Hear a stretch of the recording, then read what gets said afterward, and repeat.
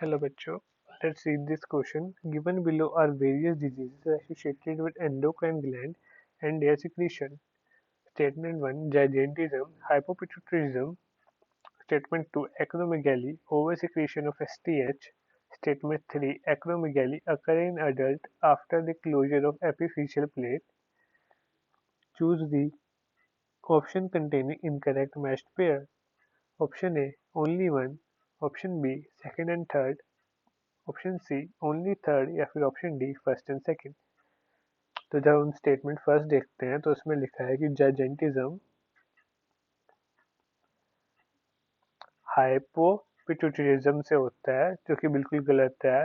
वो हाइपोपिट्यूटरिज्म का मतलब है कि हाइपोसिक्रीशन ऑफ पिट्यूटरी हार्मोन्स, लेकिन जब जाइजेंटिज्म होता है जब जो पिट्यूटरी हार्मोन्स है,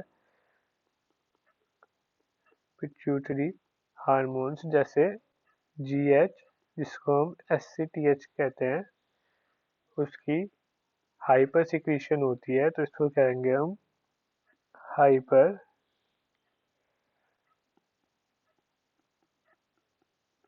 पिट्यूटराइज्म, हाइपर पिट्यूटराइज्म कहेंगे इसको हम। तो स्टेटमेंट वन इनकरेक्ट हो जाएगी। स्टेटमेंट टू देखते हैं। स्टेटमेंट टू में लिखा है कि एक्रोमेगैली है,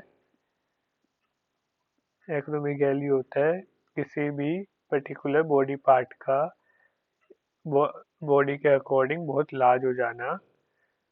तो एक्रोमेगैली की स्टेटमेंट में लिखा हुआ है कि ओवर सिक्रीशन ऑफ एससीएच, जो बिल्कुल करेक्ट है। अगर किसी भी पर्टिकुलर पार्ट में एसटीएच, जिसको हम जीएच भी कहते हैं, उसकी ओवर सिक्रीशन हो जाती है तो एक्रोमेगैली कोज होती है।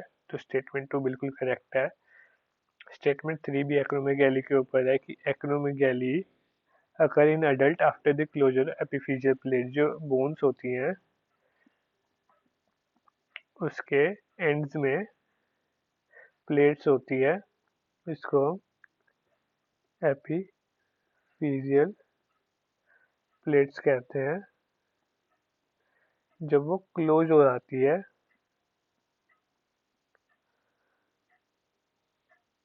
तभी एक्रोमेगैली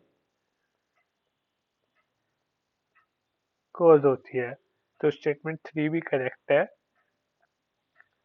तो सिर्फ स्टेटमेंट वन इनकरेक्ट है, क्योंकि जाइजेंटिज्म हाइपो नहीं हाइपर पिट्यूटराइज्म से होता है। तो इसमें हमको इनकरेक्ट मैच ही बताना था, तो ओनली वन हो जाएगा। ओनली स्टेटमेंट वन ही इनकरेक्ट मैच है, तो ऑप्शन ए करेक्ट हो जाएगा। Hope you understand it well. Best of luck.